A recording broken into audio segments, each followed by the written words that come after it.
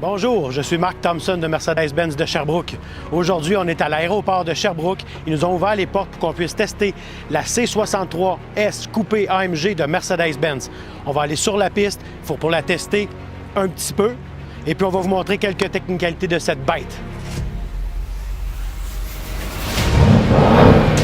Comme vous pouvez imaginer, la classe C AMG se distingue énormément de la classe C normale, à commencer par les éléments esthétiques à l'extérieur.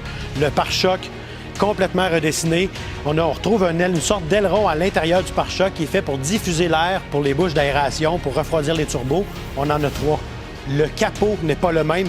Il est plus long, il est surdimensionné, il est bombé. Si on regarde la voiture comme telle, elle est beaucoup plus basse que la C normale. Elle est 2,6 pouces plus large, donc on le voit au niveau des ailes, ça paraît tout de suite que c'est pas la même largeur de voiture. Au niveau des freins, c'est surdimensionné, des freins à 6 pistons en avant. On peut avoir en option les céramiques carbone, qui sont encore plus performants, donc 6 pistons en avant. On a tout le bas de caisse qui est différent aussi de la classe C normale.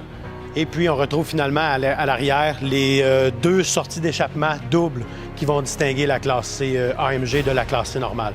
On a un intérieur très distinctif AMG avec des sièges qui sont ni plus ni moins des sièges de course. Assez parlé d'esthétique, on va aller essayer la voiture sur la piste.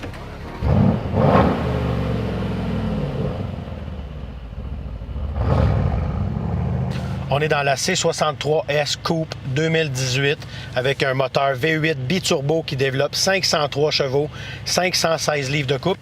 On est en piste pour la tester, l'accélération 0-100 en 4 secondes. On va tester ça. Écoutez bien ça. Wow! La vitesse de pointe de la C63 est de 288 km/h. Elle est électroniquement bloquée à cette vitesse-là.